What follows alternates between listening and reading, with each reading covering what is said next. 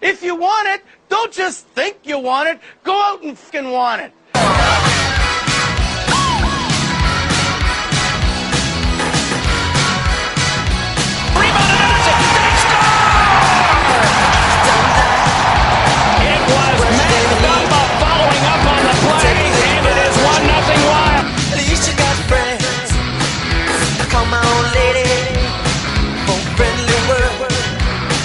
Going to reach for the puck. Paula's going to get there. He's in. He scores!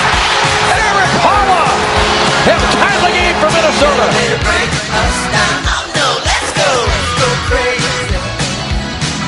There's Parisi. Back up top. Parisi fires, scores!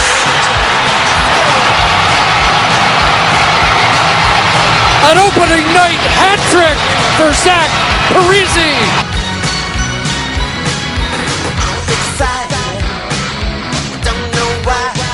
Hooked away by Pominville. Pominville and Niederreiter, 2-on-1. Niederreiter scores!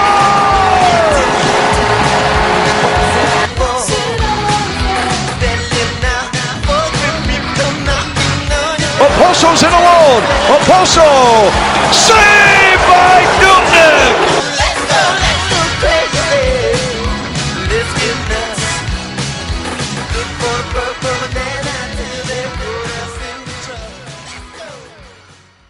Don't you hate pants? Welcome to the Giles and the Goalies podcast, where we are going to set aside our coleslaw differences for this episode and come back to that another day. We will. I am Giles Farrell, once again in good standing of WildExtra.com. Across the table from me is Ben Remington of the same website. Hello. For full coleslaw debates, find us on the Twitters at Giles Farrell, at Ben Remington, where we do that daily. Pretty much. It's replacing our soup takes. You know, you have to evolve, I feel like. Yeah, and last season was Season of Soup. This is the season of Slaw. So that's just kind of where we're going with that. But yeah, we've got quite a full show here. We probably should have split this into a two-part show because we have a lot, but because we love to get on rants and tangents. That's a good point. We might have to. We don't know yet. Yeah, but, we have to stop recording. So yeah, we're gonna try and cram as much in here as possible as we preview the Wild season that is starting this week. There's going to be real live hockey being played. That counts in everything. Yes. No more gimmicky World Cups. No more preseason games. This counts. It'll be nice. Mm-hmm. Wild, I guess we'll dive right in. Wild open at St. Louis Thursday night at 7 o'clock. And then they have the home opener against the Jets on Saturday. And, man, is that going to be a lot of fun. Yeah. You going to that? Yeah. Nice.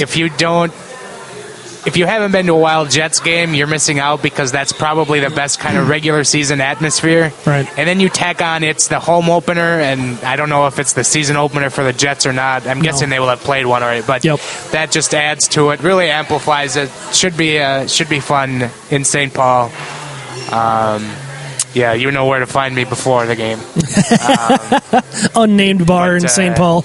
Yeah, then after I won't be there because I have to dip for my birthday party. Yeah. Which I'm throwing. Yeah. So, congrats, you're on the exclusive invite list this year. Yeah, I'm going to try to make it. I'm going out to dinner with my mom that night for her birthday. So, but I will be there afterwards, and I'll see how coherent you are when I get there. You can see why I love the spirits. My friends are quite similar. So, right. Yeah. My friends are too. Firsthand. I don't know what happened with me, but my friends drink a lot more than I do. Also, I'm not sure if Dan will be there. He had a previous commitment that took him out from going to the game with me. So, yeah. What a clown. Anyway, all right. So, speaking of St. Louis, do we want to touch on the little hockey trade that happened quickly? Oh, you know what? I was at. Yeah, wait. Suppose we can. Yakupov. Yeah. I totally forgot about that all of yesterday, and easy to forget. St. Louis acquired Nail Yakupov from Edmonton for a conditional pick, and it's a third-round pick, and it turns into a second if Yakupov scores. Wait for it, 15 goals or more. Wow. They're setting the bar high. I don't know. That at first thought that was a good deal for St. Louis because I feel like Yakupov can do better in other places. But then I remember Mike Yeo as the soon-to-be head coach of the St. Louis Blues. So yeah. No, that's probably going to benefit Edmonton in the long run, maybe. But well, I mean, maybe it's kind of a waste of talent thing because, as we saw with Yeo here, he sure knew how to squander young talent. And maybe the young talent just wasn't good enough to be squandered. No, but Mike Yeo is the greatest coach to walk the earth. Yeah. About that, I'll touch on that later. But anyway, so it is an interesting deal because Edmonton is kind of a run and gun team, especially with Tom McClellan behind the bench, and Yeo, Hitchcock and Yeo are very much not that style. So it'd be interesting to see what Yakupov does. And the return, it was basically a contract that St. Louis wanted to dump. Some ECHL prospect and a second-round pick, essentially, because you think Yakupov will get at least 15. Yeah. And, it begs the question what the Wild offered, because they certainly could use the services of a guy like Nail Yakupov. And if they weren't in on the bidding, then why not? So that's kind of the question I think a lot of Wild fans have coming out of it. I know several other bloggers brought it up, some of the Hockey Wilderness guys, and I had a little tweet conversation with our friend Dustin Nelson about it as well. So it begs the question if the Wild were in on it the whole time. I don't know. You'd think they could totally afford what St. Louis paid, but could be wrong. Who knows? We're probably going to hit on this earlier about the Wild making a move at some point this year, so we'll touch on that when we get there. But sure. That's kind of an interesting thing to watch as we play out the season with Yakupov. But we'll see. Last night Wild wrapped up their preseason 5-1 win over the Jets. They scored 4 in the third. Mm-hmm. They had some pretty terrific looking goals.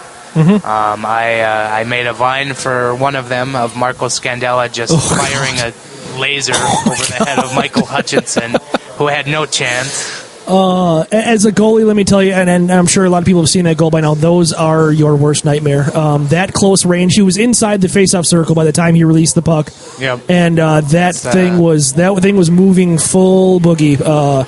So those are scary because you don't have a whole lot of time to react, and you're just hoping to get a piece of it, and you're hoping that piece that you get of it doesn't kill you. Right. And as you kind of mentioned, hope it doesn't kill you because the NHL continues to cut down on goalie pads. Yeah. What more?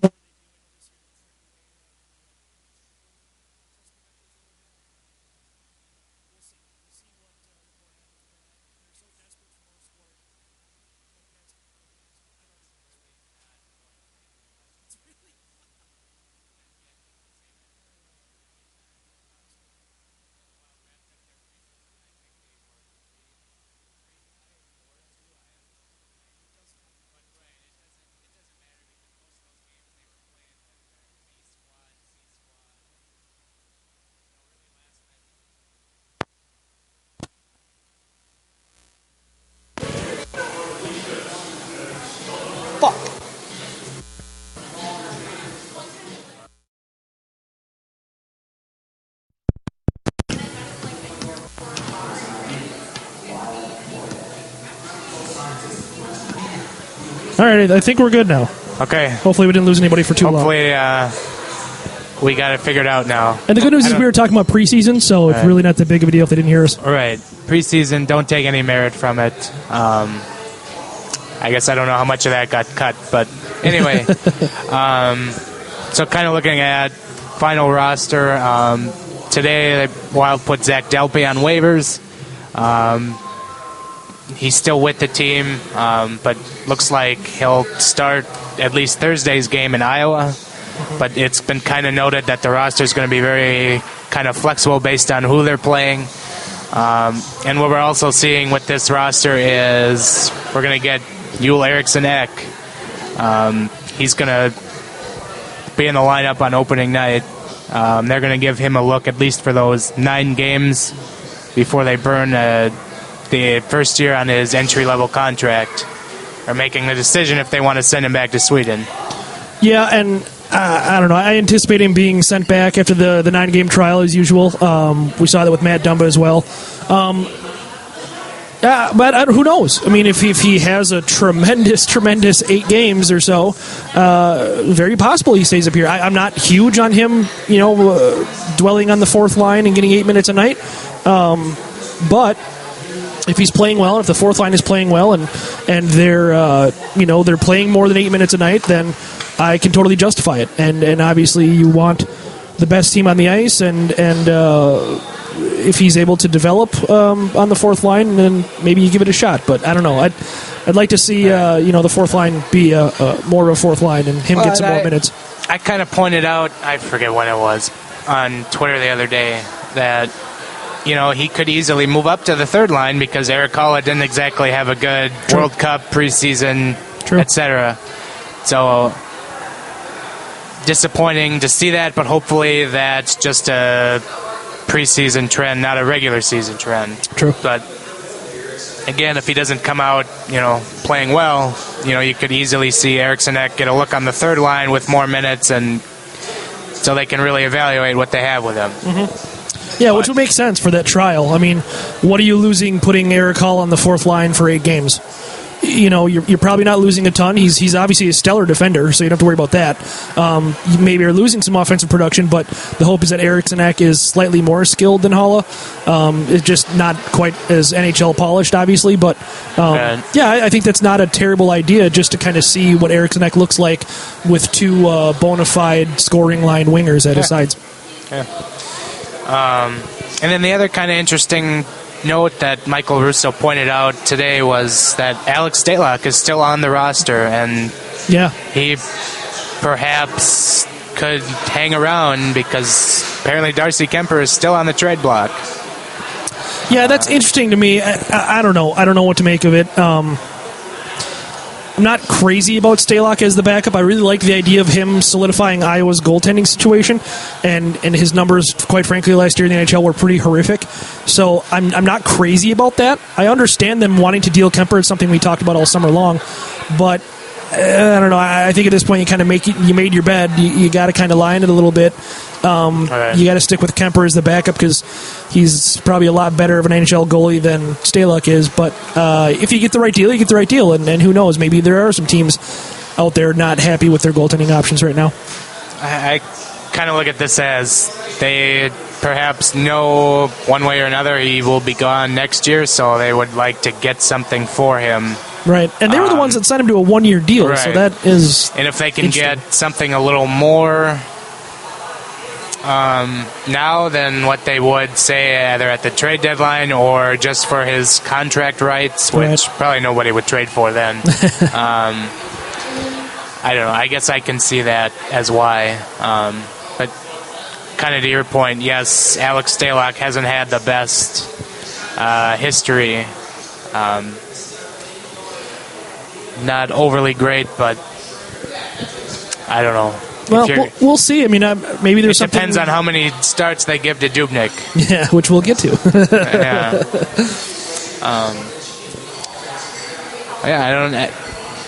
I don't really have any other thoughts on the final roster here, because basically the fourth line looking like it's just going to be guys from Iowa last year: Berchi, Delpy, Gabriel, Eriksson Ek.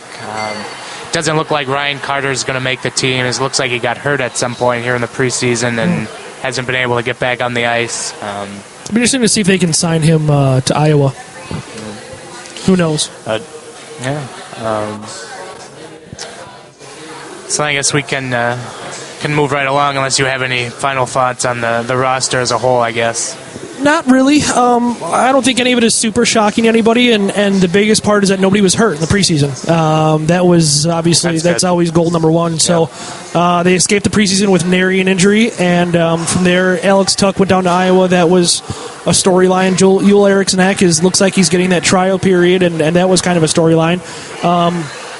From there, we'll just kind of see where the cookie crumbles. It's like you said, it's going to be a fluid situation. It always is. I mean, what team has ever replicated their opening day lineup at any point during the season after about the first 2-3 weeks. Right. It just doesn't happen. So, I'm fine with it where it's at right now.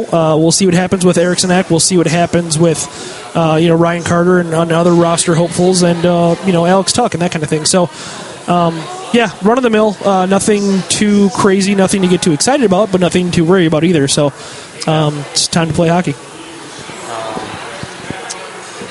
So as we kind of look ahead to the regular season now, we're going to kind of hit on some storylines we're looking out for, but the common one that I'm sure we'll both have is Bruce Boudreau, sure, taking over as head coach.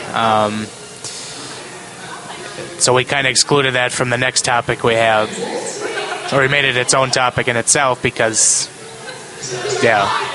I don't know where I'm going with this sentence. I guess what are you looking forward to out of the new head coach? Well, I think probably the most interesting part and the part that everyone is looking for is how he is able to develop the young players that they have. They have, a well-documented group of players under the age of 25 still, and suffice it to say, Mike Yeo didn't do a tremendous job of bringing them along to NHL talent status. Saint Mike Yeo. So, whether that's on Yeo or whether the talent isn't there, I guess maybe we'll find out, because Boudreau is, certainly been lauded as a better coach. He brings a lot better of a reputation with him.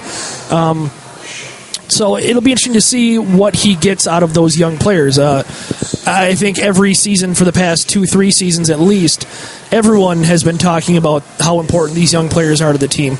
And this year is obviously no exception. So it should be interesting to see if any of those guys take the next step. If we see Nino Niederreiter move up to All-Star status, Charlie Coyle move up to All-Star status, Jason Zucker move up to All-Star status, those kind of players, it'll be interesting to see if they end up as good as we think they can be. And that's obviously a big part of that is Boudreau and his development and how he manages them in their time. And I think the other point here is for Boudreau not letting this team take a nosedive every January, February. Something that he clearly hasn't had with any of his teams in the past. Obviously, those teams have had some slumps, but none lasting 1 to 2 months. Right. Anaheim started off slow last year, but that was, they were shooting something like 3% or something absurd like that, and it didn't really even particularly last that long. I think it lasted maybe the first month, and that was about it. And, it wouldn't surprise me if the Wild got off to a slow-ish start, maybe. Yeah, adjusting. Right, and, I just err on the side of, being rational about the hot takes, should they get off to that slow start. But, also maybe at the same time, it's virtually the same team, so maybe we should have a little higher expectations for them out of the gate. So if they lose the first game, you don't want to fire Chuck Fletcher, is what you're saying? No. Okay. Maybe if it slips into 2 games, then we're getting maybe there. let's the seat's getting a little warm. Yeah. We're going to talk about him in a minute. Sure. I'm genuinely excited for Boudreau. That's kind of been lauded as perhaps maybe one of the better off-season acquisitions by any team this year, and maybe it could be the right guy to have for this year. If the Wild truly are kind of in a win-now mode, then maybe that's the move they needed to make with this team. But we'll see how that plays out this season. Yeah, an interesting storyline, too, is that last year we heard a lot of buzz about the locker room. Parisi and Suter and Koivu, and it was kind of veterans versus, the youth. And there seemed to be a very genuine rift there. That seemed to be causing... I don't want to say it caused problems, but it certainly didn't help situations, especially when they were slumping. So that's something that I think that Boudreau can help with, because he's the type of coach that requires everyone to check their ego at the door. Right. And I think that that's not to be underrated. I know locker room chemistry is kind of laughed off by a lot of people, especially those in the stats community, but I think there's something to be said for that, and I think there's something to be said for playing for your teammates versus playing for yourself, and it sounds like last year there might have been a fair amount of playing for themselves and that kind of thing. So that's a huge storyline. We won't notice it, obviously. It's easy. We can't really blame the team playing poorly on that necessarily, but we certainly heard a lot about it from people who were in the locker room last year. So it'll be interesting to see if we hear any more whispers of that this year. Parisi kind of caught a bad rap last year. Not that it wasn't deserved. Maybe it was. But be interesting to see if we hear anything about that this year, that ongoing rift, if you will, or And he didn't help himself this year with his comments in between periods at the World Cup. With his, we're playing better than the last game. Yeah. Well, that's not much of a thing to say. Are you pissed off, Zach? Anyway. Well, I mean, No, not we're just really. going to play hard. I'm okay. Okay. All right. So that's kind of our bigger storyline to watch this year with Boudreau, and then now we kind of look ahead, and we've got, each made up a list of 3 storylines we're watching this year. So I'll let you start with what you have. But I already used 2 of them because I didn't know we were excluding Boudreau from this. Oh, all right. That's okay. I've got another one. I guess we can start with this. I'm interested in the rest of the Central Division because that obviously plays huge in the Wild season. It seems like Chicago and St. Louis got a little worse, losing some key players. I don't know. Maybe you could argue elsewise with St. Louis getting Yakupov, but it seems like they came down a little bit. Winnipeg and Nashville, it seems like they got a little better at the very least with PK Subban and Patrick Laine at the very least, if not more. And then Dallas and Colorado, who knows? They're always wild cards, one way or the other. I mean, Dallas is a high-octane team, but it kind of seems to be held together with duct tape and baling wire. And Colorado is a complete S show, complete with Patrick Waugh resigning in the middle of freaking August. So you really have no idea what you're getting out of either one of those teams. They're both very talented. Both finished at the top and the bottom of the division last year, respectively. So what's going to happen? We have no clue. Yeah. And the same goes for the teams that supposedly got worse and got better. You still kind of have no clue. And we're going to kind of hit on this later when we pick the divisions. But you're right. The Central Division just is just an absolute kind of crapshoot. It seems like, and I'll save the rest of that for later when we get into it. But okay. That's definitely an interesting storyline to watch this year. But I did come up with 3 other storylines. My first one was Chuck Fletcher kind of managing on the hot seat, seemingly on the hot seat. It should be. At the end of last year, Craig Leopold had to come out and publicly say that Chuck Fletcher's not on the hot seat. And I believe this was at some point during the playoffs, if I'm not mistaken. Probably. But I don't have the exact date. But, and if you're on the hot seat and you're kind of feeling it, then, maybe he might make a more, ballsy trade if needed. He might mortgage more of the future to get a player for a win now kind of a thing, just so he can still be around. That's definitely something I will be watching this year. I don't know. Thoughts? I think that the hot seat for Fletcher is more... Or is it a little exaggerated, that hot it's seat? Very... I don't want to say it's very exaggerated because this team hasn't done well. And obviously Chuck Fletcher will be the first person to tell you that. But if we know one thing about Craig Leopold, and you've brought this up numerous times, is he's absurdly loyal to a fault. So... if last season's debacle didn't get him fired, at the same time as Mike Yeo, then it would take a pretty colossal failure this year for him to get fired, I feel like. I don't see him getting fired mid-season this year, especially. I think that if this team misses the playoffs, he's very liable to get fired, especially with bringing in Bruce Boudreau. But outside of that, I'm not even a Chuck Fletcher fan. I'm not an apologist at all. I think he's made a lot of bad deals. But I think he's made some good ones too. So I don't, just knowing Leopold and knowing the situation, I don't think the seat's that particularly hot. At least not now. Maybe around midseason, if they're on the outside looking into the playoffs, you can start talking about it being a hot seat.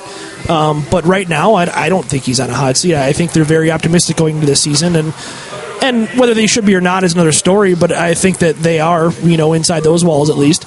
So yeah, I don't know. I think it's very imagined. I think a lot of people want Chuck Fletcher to be on the hot seat. So that's going to be talked about. But I think in reality, I think Leopold has kind of saddled him. Saddled to him, and at least for the next season, we'll see.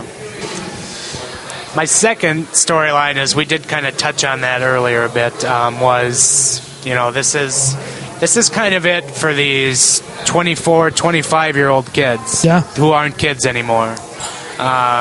Your Granlunds, your Niederreiters, your Zuckers, your Hallas. This is kind of a put up or we're going to move on kind of a season for them. Yeah. Granlund and Niederreiter and Haula are RFAs at the end of this year, and it doesn't look like there will be enough cap space for all of them to come back next year. So somebody is going to have to be moved. That's not the expansion draft, though. Yeah. So there's that. That's true, but I would probably wager that a defenseman gets taken. Yeah, but that frees up some cap space. So, I'm just trying to be optimistic here about keeping everyone. It'd be nice if they took one of these higher cap guys, but we can't do that because they're all protected. locked in. Yeah. No, that'll happen. But no, that is something that you kind of need to keep an eye on, and I guess just for me, I'm excited to see Niederreiter in the Boudreau system, because I feel like he has the better shot of taking that step forward. Yeah. Or maybe even Coyle, who's going to start the year on the wing and hopefully stay on the wing. Right. I'm tired of watching him flop back and forth between center and wing. That was not another one of St. Yo's best attributes. But yeah, that's kind of what I'm looking for. And then my third is Iowa. Yeah, a lot of fresh prospects making their way into Iowa. We talked about Alex Tuck, Mario Lucia. I'm forgetting some. Well, Birchie got sent down. Yeah, Birchie's been there, but he'll be back. But he's been, their top liner. He'll be back and forth. Tyler Graveck got sent down, so that'll be interesting to see what he does down there. I talk about him, but Sam Annis, yeah, that's really just playing with fire on that one. It's a PG podcast. Then it looked like Alex Stalock was going to be their number one goalie. So it looked like that better things were ahead for Iowa, who seemingly have been last placed every year they've been in Iowa. Maybe it's just Iowa. And I think I mentioned it last week, the week before, or whatever. But I would like them to kind of err on the side of caution with their better prospects like Tuck, who probably need some time in Iowa before you put them up in the NHL. Yeah. As we saw with Coyle, Granlund, Zucker et al. They kind of got rushed to the NHL because the Wild had no depth in the NHL. So now they're kind of at a position to where they don't have to rush a Tuck, and they can just roll with a Gabriel or a Dalpe or a Birchie, just so these other guys can kind of take their time. Yeah, and I think with what you're seeing with Tuck and Lucia is similar to what you're seeing with Mike Riley. It is very tough to ask somebody to go straight from the NCAA to the NHL. Yeah. And a lot of people wanted Tuck on the team to start the season, and it just I didn't think that was a good idea. Unless you're Dylan Larkin. Well, for elite talents, yeah. Jack Eichel can go from NCAA to the NHL because he's a generational talent. Alex Tuck, I think he's a very good player. I think he's going to be a very good player. He might even be a borderline all-star. Right. He's not a generational talent. And I liked the plan they did with Riley last year. I thought that was a good way to bring him along. They kind of really, really eased him in. And that's kind of the same situation that I see with Tuck. And maybe even Lucia. We'll see how Lucia does in Iowa. He's not as heralded as Tuck, but certainly a talented player, as anybody in the Lucia family will tell you. So, yeah, that'll be interesting. Iowa should be better. If they're not better, they'll at least be a little bit more fun to watch. And it just kind of stinks that John Torchetti is no longer there in Iowa. Sure. I thought he was perhaps the right person to have in Iowa, but unfortunately the Wild nosedived again last year, so he had to be the interim coach. And now he's with Detroit, I believe. I think he's an assistant coach there, right? So, yeah. He's not their AHL coach. Right. So he probably wanted an NHL job, and for that I don't blame him. Gunning for that, and you know, I'm guessing at some point somebody will come along and say, you know, you give him that chance. Sure. 'Cause he did, you know, reasonably okay with what he could last year in that tire fire that we had going on. So I don't think that's going to get overly held against him. He's still got the team in the playoffs, even though they did their best to back in. But, yeah. So that's kind of what I'm looking out for this season. Sure. The bigger storylines. There's obviously a bunch of other minor ones. But, yeah, that's kind of what I'm looking at this year. So, yeah. So we're going to dive into the prediction area of the season. So we got a little over-under. I forgot to bring a notepad to write this down because I'd love to go back at the end of the season and we can... well, I've got it on paper, so... okay. So, well, I can probably remember this. めI'm not good at remembering things. Sure. I'm also not good at remembering that the Hurricanes are not the Whalers. You were a little drunk, so... I wasn't that bad.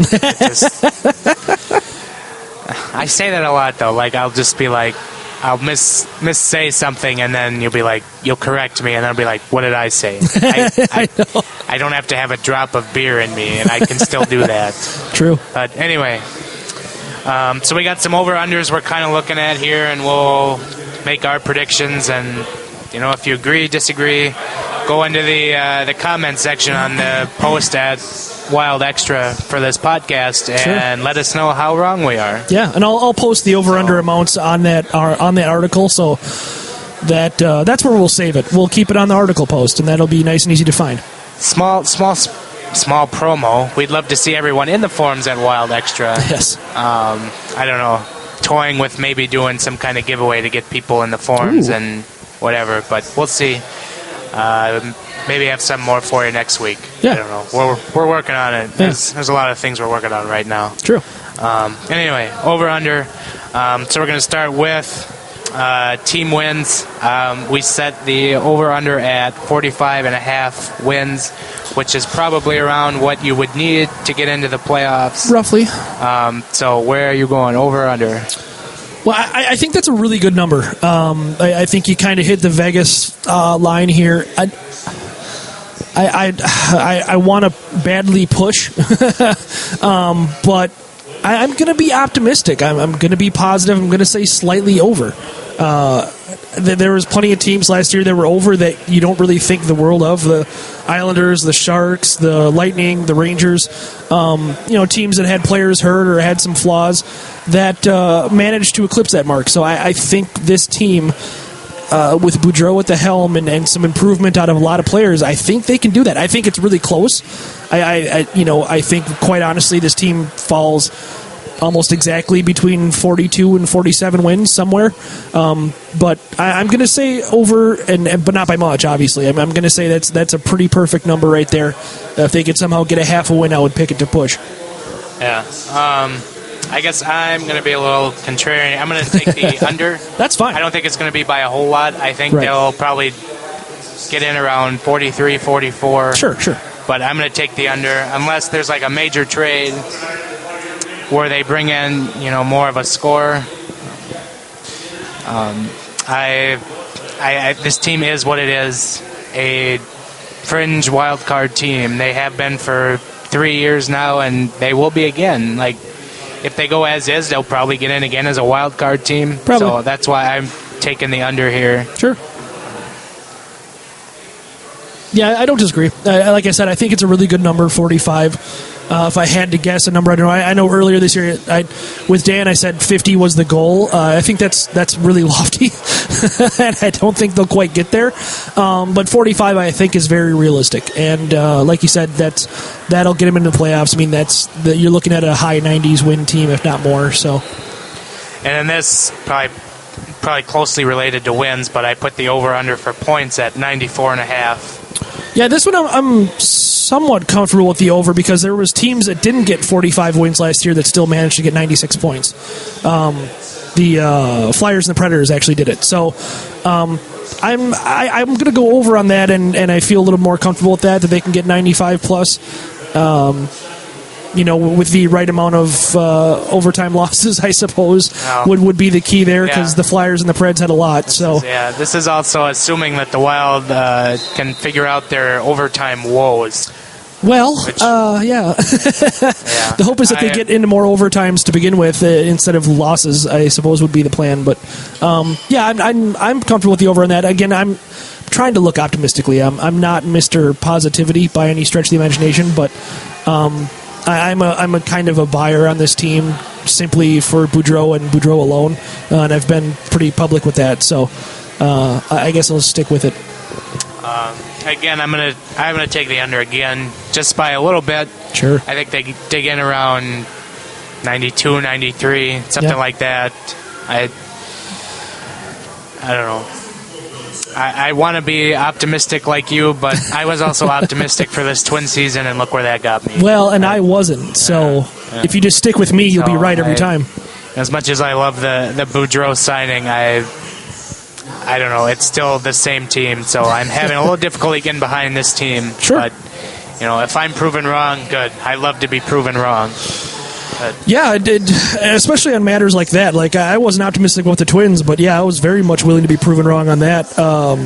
So same thing for the Wild. I don't think that this is a championship caliber team, but oh boy, would I love to be proven wrong on that. So, all right, next we got Devin Dubnyk, games played.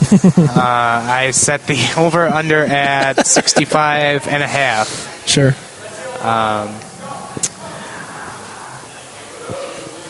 And this is very, obviously, we talked about earlier with maybe Kemper being traded here before the season starts, but either way, I'll take the over. Really? Okay. I don't know. Darcy Kemper loves to crap the bed. No, sure. And I don't know. Again, prove me wrong, but I'll take the over. I'm actually going under on this one, and the big reason is Bruce Boudreau himself, which is kind of my reason for everything, if you haven't figured that out yet.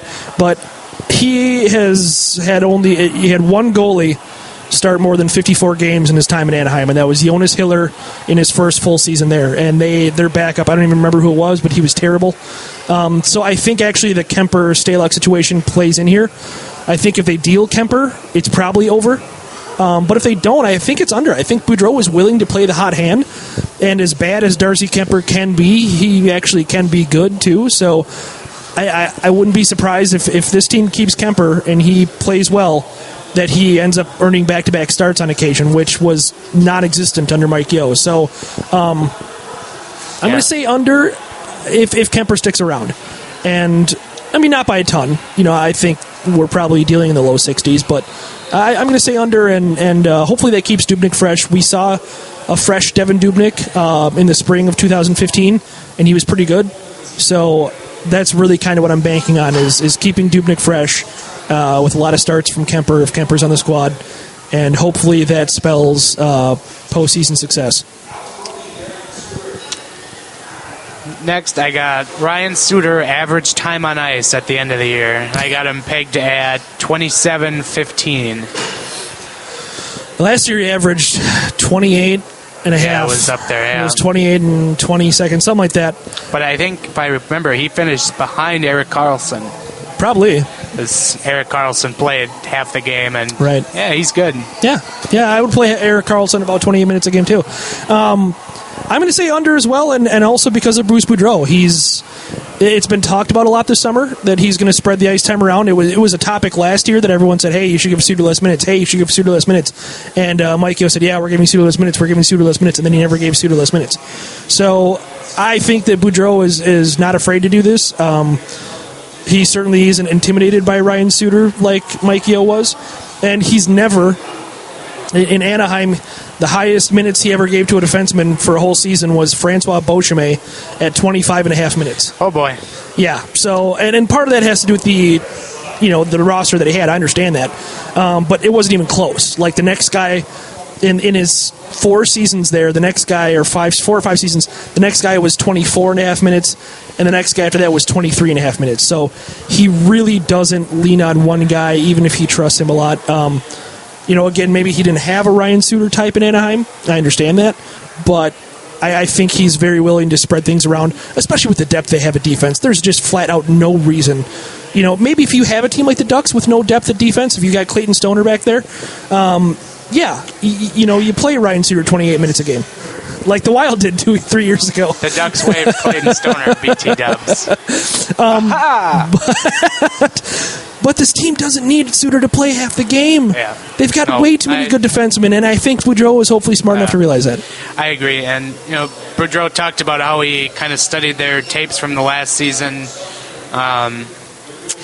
And hopefully one of the things he saw was something that I saw. Maybe I'm wrong, but Ryan Suter played better when he wasn't playing 29 minutes a night. Sure. Scored more.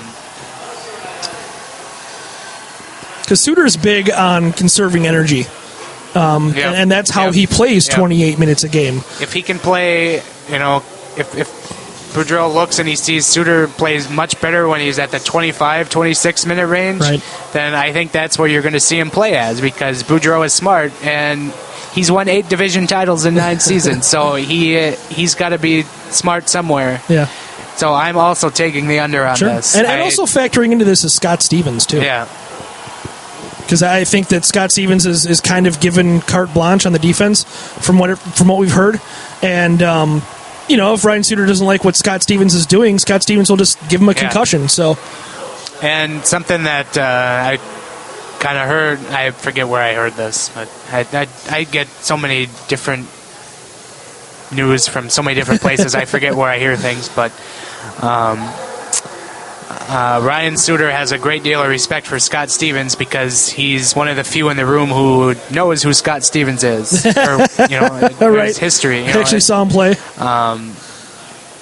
So that's kind of an eye-opening thing to hear, and hopefully if Stevens uses him less, then that's Suter's not going to be as heartbroken as under the Yeo regime. So.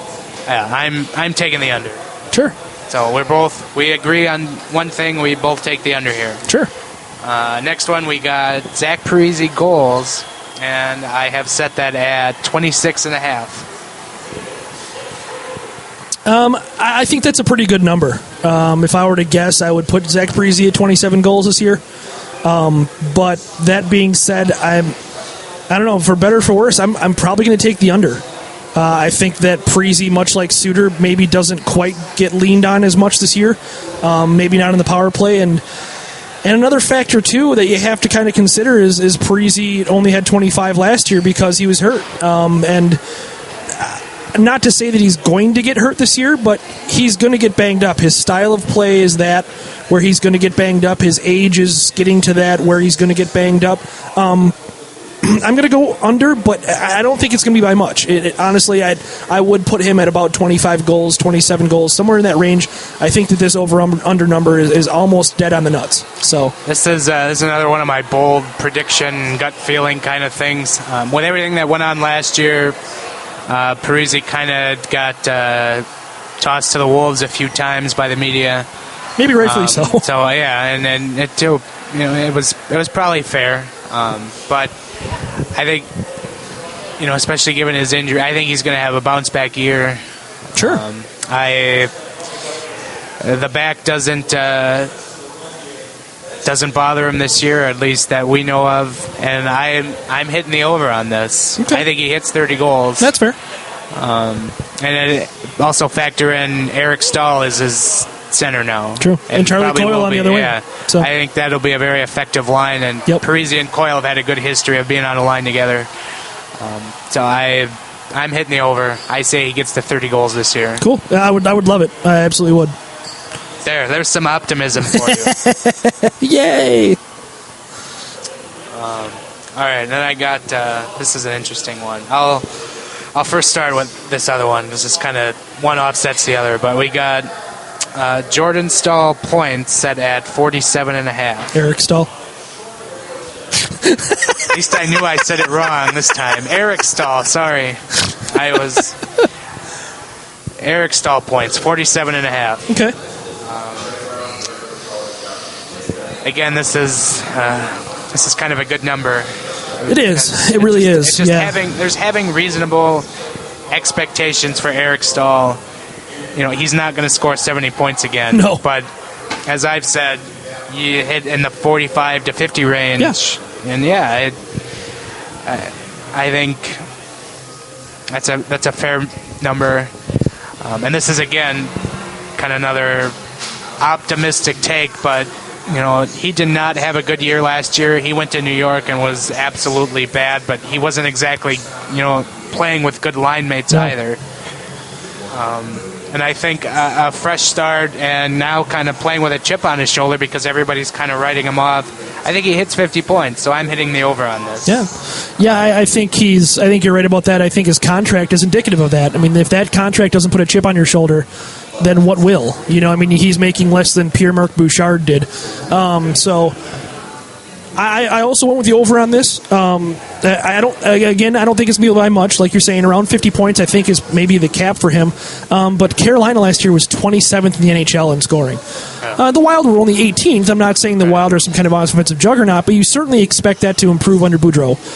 You think that maybe this team can flirt with being a top half, maybe somewhere around 10th place, hopefully, in scoring, maybe? I think that's a reasonable goal. I think that would help Stahl a lot, going from a team that was almost dead last in scoring, because a big part of your point total is players around you. And let's face it, he had next to nothing in Carolina. And not saying that the Wild are uber talented, but they're a lot more talented than Carolina was last year. And he only had 39 points in Carolina last year, so expecting an 8-point improvement really isn't blowing the world away. And Stahl, really good puck possession guy, and has been in his career, and I think that's really going to help the Wild. And also just he's going to be the top line center. Like Boudreau has already said, he is our top line center. So he's going to get the top line minutes and the top power play unit at least to start, and that's definitely going to help him hit the over on this. Yeah, and as you mentioned, playing between Parisi and Coyle can only hurt, or this can only help. Yeah. Okay, and then so we talked about the top line center. Let's hit our second line center. It's weird saying that now. He's an actual second line center. Yeah. Mikko Koivu set the over-under for points for him this year at 42.5. You want me to start on this? But, you can take the lead. I have a question for you. Well, not a question, but it's more of a statement. I know you're on Team Swamptown, but what are you thinking with this over/under? I mean, I'll continue. He scored 56 points last year, and don't get me wrong. Obviously Miku is going to regress a little bit, but I don't see him regressing almost 20 points. Do you? Well, I look at his, it's been made, really abundantly clear that Stahl is the top line center, and Koivu was heavily favored with the top minutes at center under Yeo. So I think his minutes will go down, and I would expect his points to kind of go down with it. He's not exactly the fleetest of foot anymore. No. There's a little bit of lazy play kind of creeping into his game. And don't get me wrong, I've spent a majority of my Wild blogging time defending Koivu. I just think he's getting old, and this is probably a better role for him right now at this, because I think he's 32, 33, somewhere in there. Yeah. And I'm generally not, down on him, but I don't know. That's kind of where I'm at with this. Are you going that's under then? That's kind of a low point total. But are you going under then? Or do you wish you set that number slightly higher so you could go under? Because you're probably thinking around 40, 45 points for him. I'm assuming that's where you came up with this number. I'm taking the over on this, but it's not going to be by a lot. Okay. I think maybe around the 45 mark, but okay. And I don't think you're that far. I mean, if I had to hazard a guess, I would say around the 50-point mark, so I don't think we're that far off. I think there will be some regression for the reasons that you listed. He's not getting... I mean, last year he didn't play with Parise much, though, so you have to consider that. And he's playing with Granlund this year, and that's interesting to me because they haven't played together on the Minnesota Wild. On the same line, regularly, aside from maybe some power plays here and there. So that's interesting to me. I don't think that's going to be suddenly a boon for his point totals or anything, but I think that could help fight some of that regression a little bit, because those two certainly have chemistries we've seen in every international competition that the Wild weren't playing in, obviously. Again, I want to be proven wrong here, but no, it's totally fair, and I like I said, I don't think you're going full Swamp Town on me here, but I think that it's, I think that it's a tad low.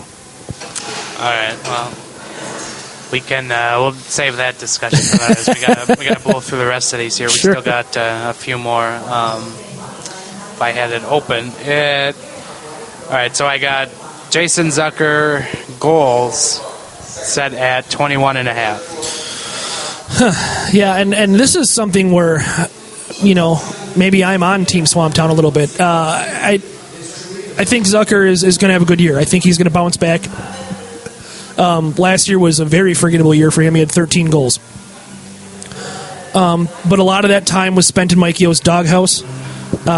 Even famously benched, in that statement game that ended up getting Yo fired.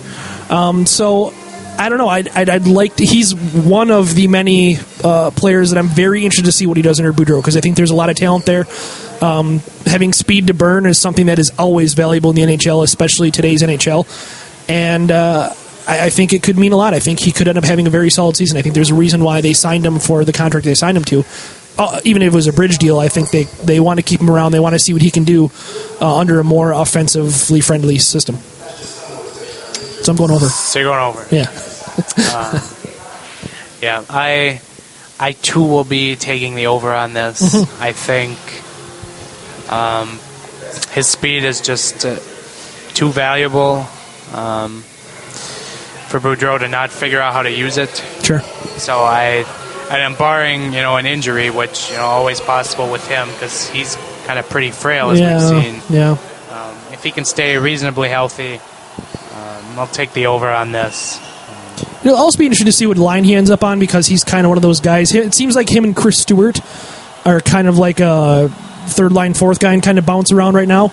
And obviously that's going to be a fluid situation too. So let's not relegate Zucker to the fourth line all season long. But I think that'll be a big part of it. What line he plays the most on, and I think due to whatever injury, ineffectiveness, whatever, I think he will be on a top three line for a vast majority of the season. So I think that's another good reason why you should take the over on this. All right, and then we got Niederreiter goals, 27.5. That wasn't on the list he gave me. Should have been. Really? Okay. Maybe I think I put it as Nino goals. Oh, all right. Maybe I didn't copy that one, but I don't know. But yeah. So all right, you get to think on the fly. Okay. 27.5. You said. Jeez. God, I might as well stick with the positivity. I'm going to go over. And what I didn't look it up, but I believe last year was 26. I think. So I think it's very reasonable to expect 10% improvement out of him. He's a guy that really a lot of people are craving more minutes for. A lot of people are craving more success for, and some stability for. So we'll see if all of that ends up happening. But I really think he could be a 30-goal scorer in this league. I don't see why not. I think he definitely has the skills for it.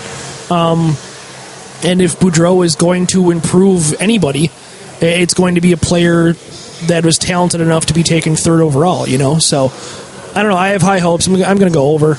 I do think it's a good number, though. I would put him in the high 20s with a gun to my head. But what do you think? I'm going to take the under. I think he'll kind of slip in that 25, 26 area again. But I'm not going over on 27.5. Sure. Especially if I've already got Parisi and Zucker pegged for taking the overs, kind of coming back up on their goal total. So I think I'll take the under. Okay, and that's fair. And like I said, I think he's in that range somewhere. I think Niederreiter is probably somebody I'd bet on to benefit the most under the Boudreau system, but I don't know. And even if he only scores 26 goals, he could still very well have a very successful season. So it's not like that's, He's a very, very good two-way player. Right, exactly. And so there's no logic to my thoughts here at all. This is just straight gut feelings. No, and it's one number is the key. I mean, goals does not a season make. It's he could very well have a great year and only score 25 goals. He could end up, with his defensive skills and his other abilities, it's very possible he racks up a lot of assists too, or just becomes a stalwart that plays a ton of minutes for this team finally. So, and then my last over/under, we got Pominville Shanks set at 107.5. That's more just a humor-related bet, but I think we'll all take the over on that. So at least it feels like it. Well, I spent a lot of my season last year foolishly or smartly defending Jason Pominville for what it's worth. I have a hot take for this season, Pominville related. I don't think you're going to hear much about him this year, because I shouldn't say that. You'll hear about him, but I think it's going to be more positive than negative. I think he's going to have a bounce back year. I don't think he's going to be Jason Pominville of old. I don't think he's going to score 30 goals, but he's not going to have the horrific start that he had last season. I think under Boudreau, and I think with some stability and those kind of things, I think he's going to have a better year. And those shanks that he has, he makes them count, but at the same time, I think it's going to be a lot more tolerable if he's scoring more goals. So I think that Pominville is not going to be the whipping boy that he was last season. At least I would hope not, because that means that the team is doing well. So that's my scalding hot take, is that Jason Pominville will be a somewhat nondescript third liner this season who's contributing to the team and not getting ridden like a rented mule. Well, there you go. It's quite a take. It is. Better take off my jersey. It's so hot in here. Anyway, so I guess with all this in mind, I guess where does this team finish? What's the end point for this team? Well, I think anything short of the playoffs is obviously a pretty colossal failure in not reaching expectations. That being said, we talked about how unpredictable this Central Division is. I mean, you really have no clue. I think you put it as a complete crapshoot from 1 to 5. And that's assuming Winnipeg isn't in that conversation, because they've improved. Whether we like to admit it or not, they were a playoff team 2 years ago. They had a down year last year, but, I mean, Patrick Laine and you got to expect Connor Hellebuck to get a lion's share of the saves this year, as opposed to our friend Andrej Pavelich. So... it's tough. I see this team making the playoffs. I think you're right. I think that they're right on the ragged edge of third in the division / wild card team. I certainly would like to see them contend for the division, given the instability in the rest of the division. The Blackhawks never seem to win the division, even though they're arguably the best team in the division. Dallas, who did last year, is kind of a complete unknown. Their defense is still very questionable. They're still going to be the highest scoring team in the league, but they got worse on defense, which I didn't know was possible. And then they got the same 2 goalies in goal, and until they get another goalie, that's going to hold them back, essentially. Yeah. And just on that, I'm very frightened when everybody's kind of pushing for Henrik Lundqvist to go to Dallas. Oh, God. That would crush my soul. Nashville is going to be better. Obviously, you like them getting PK Subban, but I can't invest fully in Pekka Rinne. Yeah, Pekka Rinne did not have a good year last year, and kind of with his age, you don't know what you're going to get. So I mean, I don't know how the cookie crumbles, but I think that you gotta like this team to make the playoffs. I think you gotta like this team to, at least be in the conversation for the division. Maybe not down to the last day, but certainly, past the All-Star break, which is new for this team. So that's kind of where I have them. I have them finishing, I guess, 4th in the division as the first wild card and going from there. Well, I kind of said it earlier. This is the same team, and while Boudreau might be able to help them avoid a midseason swoon, I still think this is just kind of a fringe wild card team. I guess if there is reason for hope, as is what we just talked about, is that the division is kind of a crapshoot, and nobody really got better. No. But this is another I gotta see it to believe it kind of a deal. Yeah. Like I can't invest in this team until they prove they can make it through a season without slumping heavily, and there is reason for hope with Boudreau. He knows what he's doing. Well, I think if you the playoff, I think if you avoid the Mike Yeo swoon, as it were, I think if you avoid that, I mean, could you imagine if this team went during that 14-game stretch where they lost? If that team would have gone 500, how many more wins? That's 7 more wins. That's huge. Go back and same look thing at with the season before. Those seasons, yeah. Yeah. And you say they, if they tread 500, water during January, they'd be a very, very good team in the standings. And so that's just kind of what you have to hope for this season, is that they are able to tread water instead of losing somewhere close to a dozen in a row, and that propels them to compete for something meaningful. Right. So again, I don't know where they'll finish in that, but they'll be a wild card team. That's my prediction. Okay. And everybody's really down on them. If you kind of look at the Western Conference, like, I don't know, a majority of the Pacific Division is junk. Yeah. So there's points easily to be had there. Yeah. Like, I think teams out there are getting better, but there's 4 teams in the Pacific Division that you can easily get 2 points from every night. Yeah.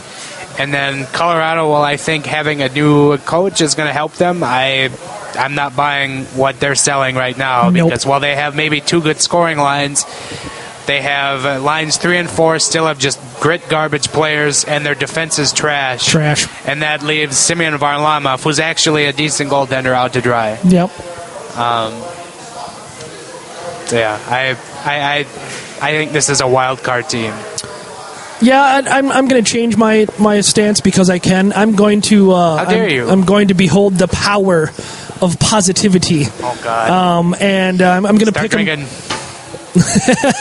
I'm going to have them finish 3rd. I'm going to go 3rd in the Central. They are not going to be a wild card team.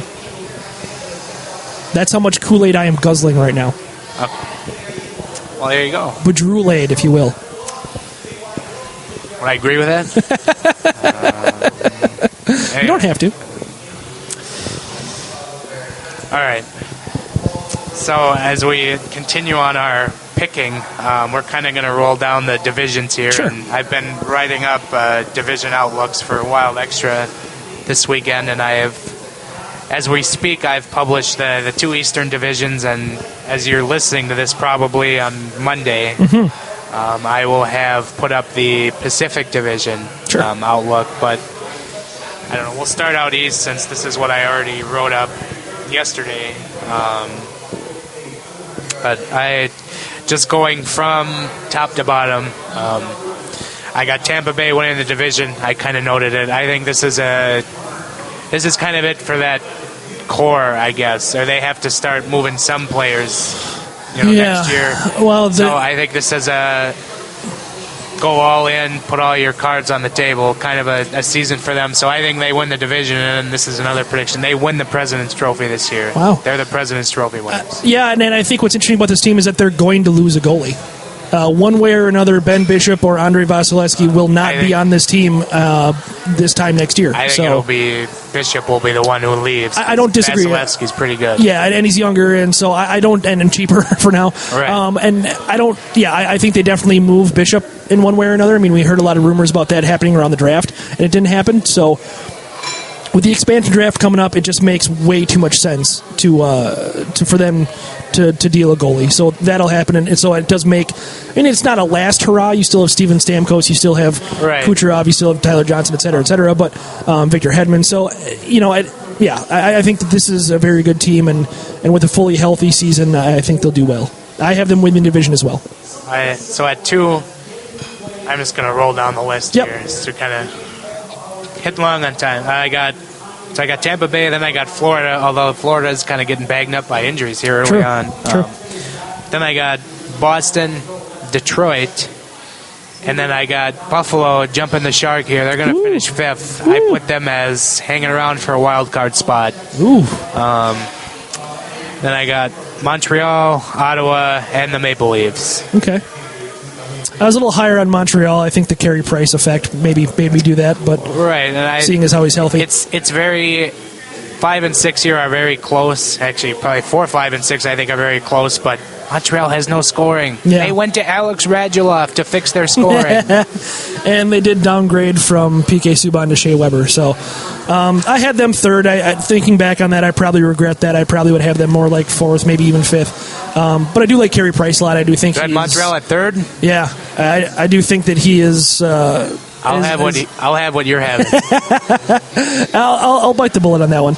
See, I have Florida, Montreal, Detroit, Boston, Ottawa. I kept Buffalo down for a little bit. I'm not crazy about their goaltending situation, even though they do have a ton of talent. Well, see, I wasn't that big, but then I looked, and Buffalo had a ridiculous 90-something goal differential change from the year before to last year. Well, it's because they weren't tanking. That's ridiculous. Yeah. So I think they'll be a better team, and I think goaltending is what will keep them ultimately out of the playoffs, but I think they kind of take another step forward. All that matters is we both have the Maple Leafs in last. Yeah. Having Austin Matthews makes them more exciting, and having their other prospects kind of coming up is exciting, but they'll have another high lottery pick year, and then I think next year you'll see them jump up. Yep, and that's probably the plan. All right. Did you finish, or did I miss all of that? No, I did. Oh, okay. Yep. All right, so Metropolitan Division. Washington is winning it again.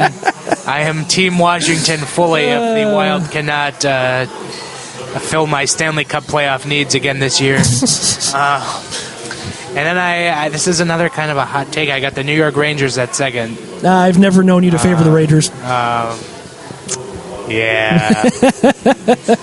And then I got the Penguins. I think the 2 and 3 are very close, or 1, 2, and 3 in this division are very close. I would agree. And then I got the Islanders, the Flyers, the Devils, the Canes, and then the Blue Jackets. Oh. John Tortorella and his grit gets them nowhere.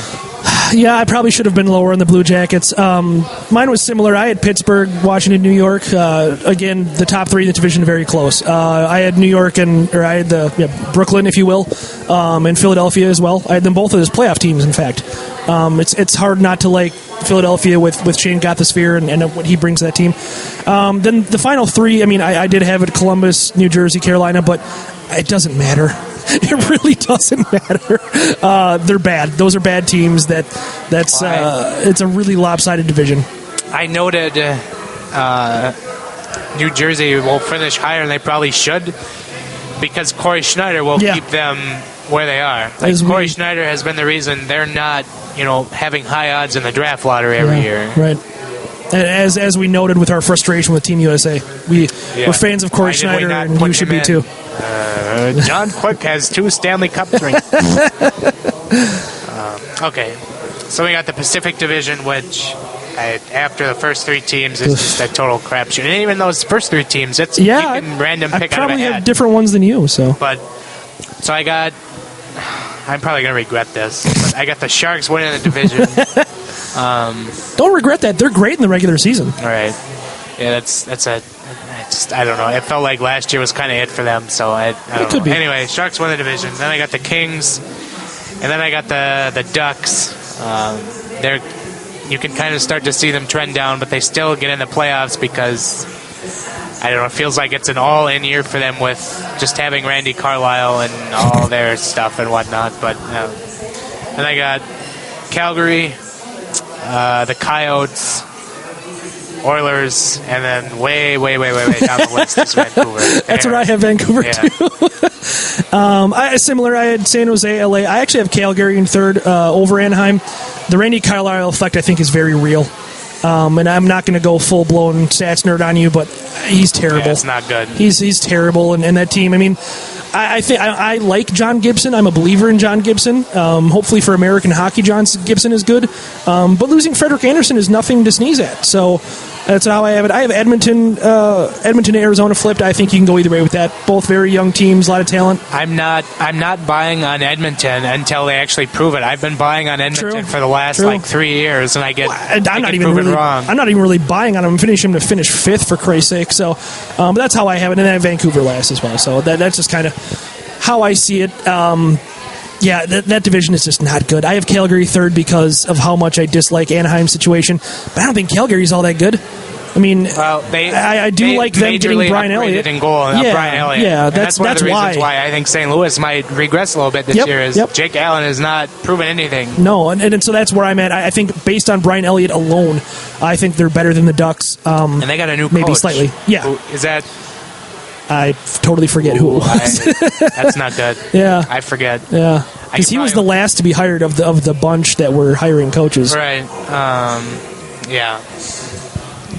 So while I look that up, do you want to roll with your Central Division picks? Yeah, and we can't say enough about how much of a crapshoot this division is. And maybe it just feels like that because we cover this division and we see this division a lot. But, I mean, man, I don't know. I had Dallas winning the division again because I think in the regular season, all of their scoring is still going to add up to what it did last year. I don't think their goaltending is going to be as good as it was for them last year. I think Niemi and Lettinen played out of their minds a little bit, especially to start the season last year. I don't think that continues. Then I have Nashville and Chicago second, or actually I changed my vote to Minnesota. So I'm going to go Chicago and Minnesota second and third, and then Nashville fourth, making the playoffs, St. Louis fifth, making the playoffs. Winnipeg, I think they could be a dark horse to make the playoffs, but I have them sixth. And Colorado, I don't know. Insert poop joke here. Yeah. Yesterday, somebody, one of my friends put on Facebook he was going to the Wild Avs game in Denver on November 5th. Yeah. And then in the comments, he tagged me and he said, "Can't wait to see all those sad Avs photos." And he goes, "Giles, you got any?" So naturally, I went with my bread and butter. Nice. But anyway, Glenn Glutzen is the Flames head coach. Glutes. Previously of the Dallas Stars. Oh, okay.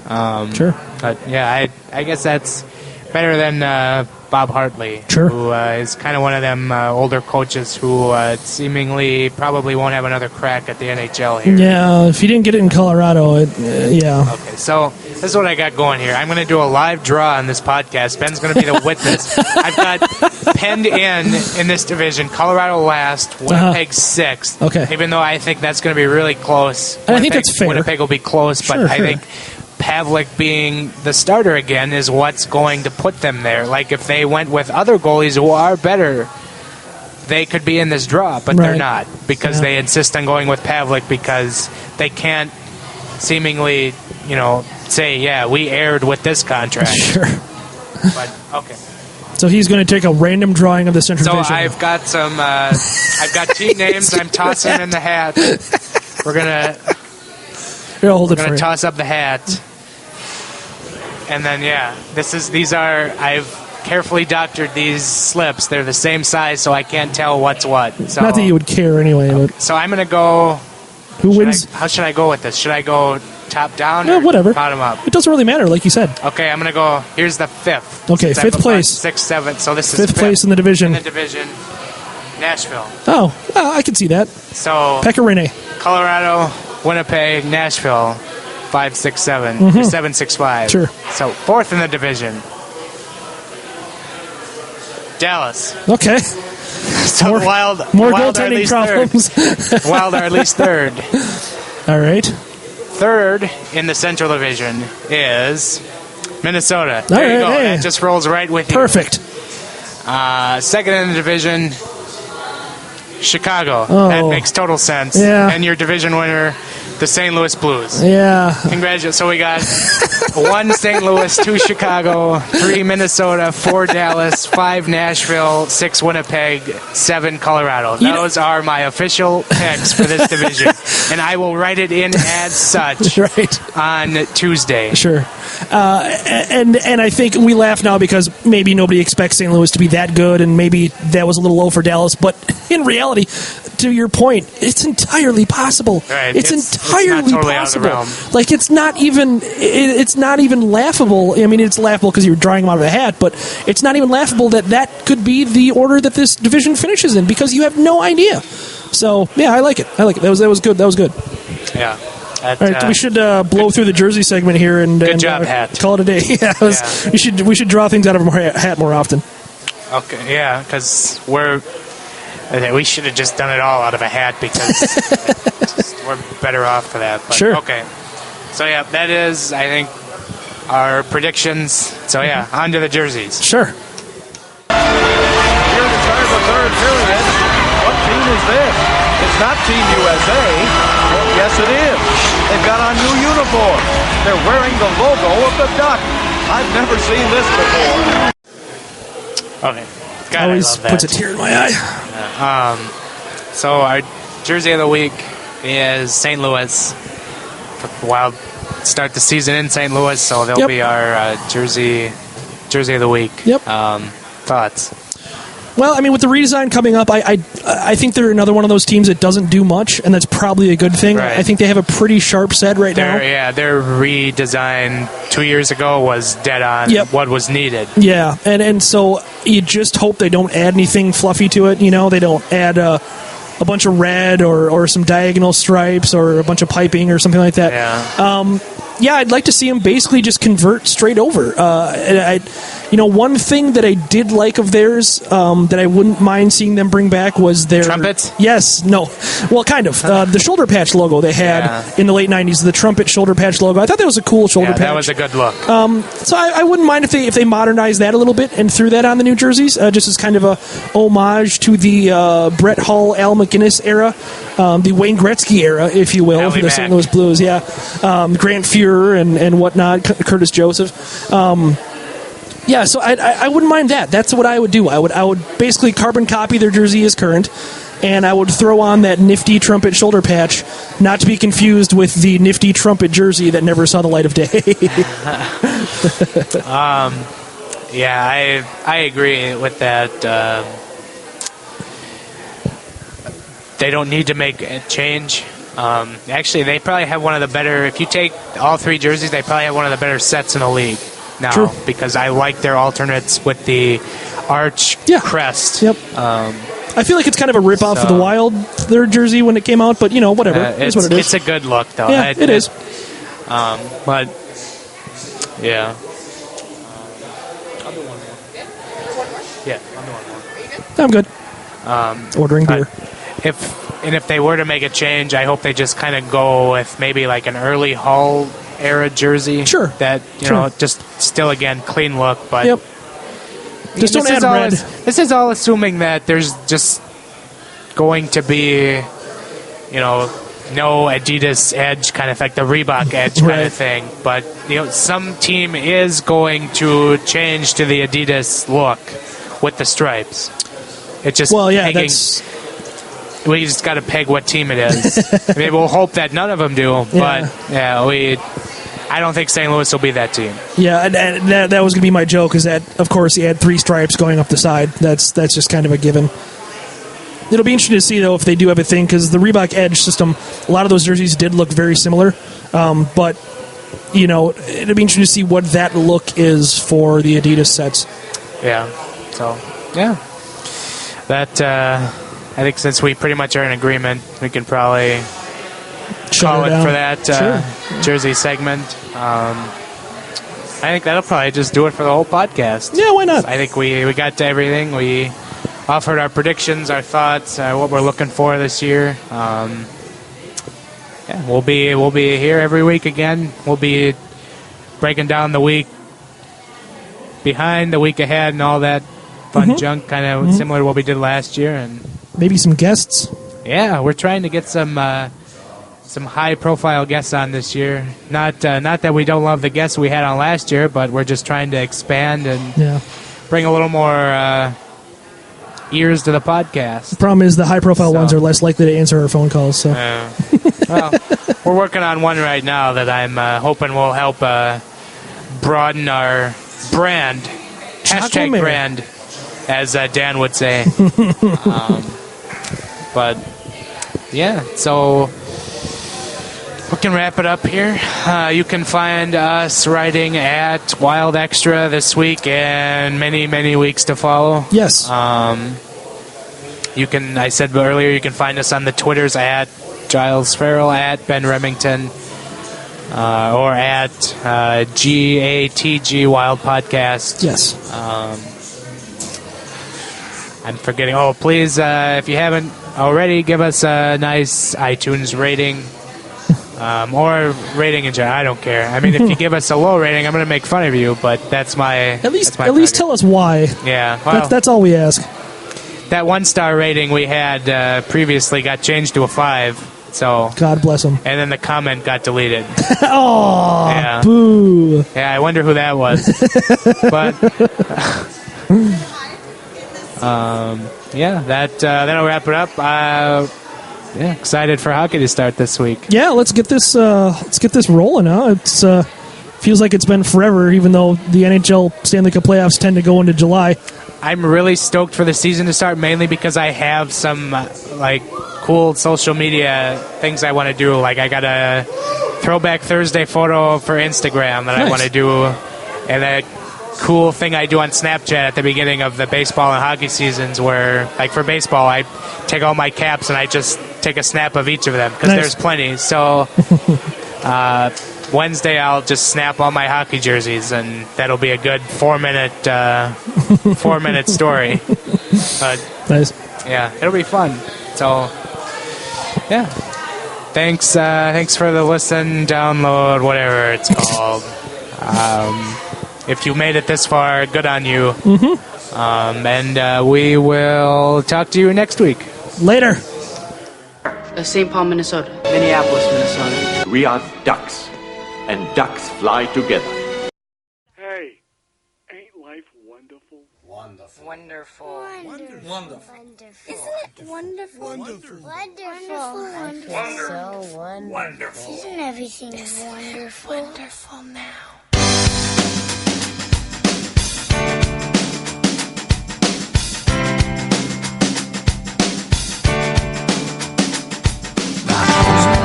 Wanna get too sad. I think thoughts that I know are bad. Close my eyes and I count to 10. Hope it's over when I open them. I want the things that I had before, like a Star Wars poster on my bedroom door.